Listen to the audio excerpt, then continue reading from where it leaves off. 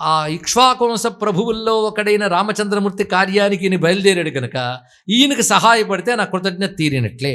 ఎన్ని తరాలు గడిచేయండి, తరాలు గడిచినా కృతజ్ఞత తరగలేదు. అది తెలుసుకోవాల్సిన గొప్ప అంశం. కనుక అవతలివాడి వల్ల మనకు మేలు పొందేక తిరిగి కృతజ్ఞత ప్రకటించడానికి అవకాశం కోసం చూడాలి. ఇచ్చినవాడు చూడకూడదు, పుచ్చుకున్నవాడు చేయాలి ఇక్కడ. కనుక నాకెంత కర్తవ్యమో నీకు అంతే కర్తవ్యమని మైనాకుడికి చెప్పేటప్పుడు మన ఇద్దరం కలిసి చేద్దాం. ఎందుకంటే ఇప్పుడు చేయగలిగేది అదే. నీకొకప్పుడు అన్ని కొండల్లాగే రెక్కలు ఉండేవి. అప్పుడు లోక కళ్యాణం కోసం, లోకక్షేమం కోసం ముల్లోకాలుగా తిప్పితేన ఇంద్రుడు ఆ రెక్కలు పర్వతాలకు తీసివేశాడు. అప్పుడు నువ్వు వాయుదేవుడి దగ్గరికి వెళ్ళి శరణు వేడు రెక్కలు కాపాడుకోవాలని.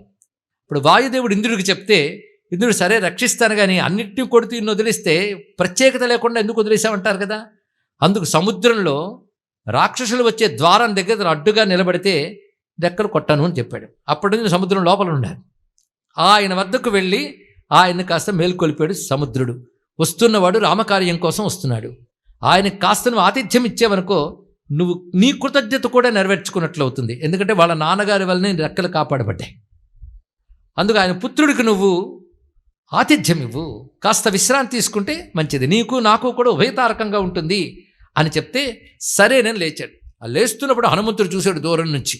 ఇదేదో విఘ్నంలాగుంది అంటూ వస్తున్నప్పుడే బలంగా ఢీకొన్నాడు. దాన్ని ఢీకొంటే ఇలా కదిలింది రండి పర్వతం. కదిలితే ప్రేమగా నిమిరాడు ఆయన తర్వాత చూసి. అయితే ఆ పర్వతం పైన దేవతా రూపంతో నిలబడి మైనాకుడు, అంటే ప్రతి దివ్య వస్తువులకి కనబడే భౌతిక రూపం కాక అధిష్టానమైన దేవతా రూపం ఒకటి ఉంటుంది. ఆ దేవతా రూపం ధరించి మైనాకుడు సంతోషించాడు ఆయన స్పర్శకి. స్వామి కాసేపు ఇక్కడ ఆతిథ్యం తీసుకుని వెళ్ళకూడదా అంటే, నేను అనుకున్న పని నెరవేర్చే వరకు విశ్రమించననేది నా ప్రతిజ్ఞ.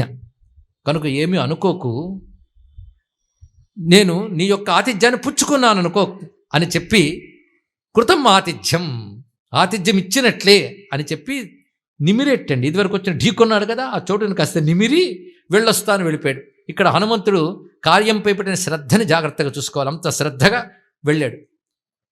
అటు తర్వాత వెంటనే ఇంద్రుడు వచ్చి మైనాకుడికి ఒక ప్రత్యేకత ఇచ్చాడు. ఇదివరకు నిన్ను అక్కడే ఉండమని చెప్పాను కదా, నువ్వు చేసిన పని వల్ల నువ్వు ఎక్కడైనా ఉండొచ్చు, నీకు ఆ స్వేచ్ఛనిచ్చానన్నాడు. నిజంగా ఏం చేసినాడు మైనాకుడు?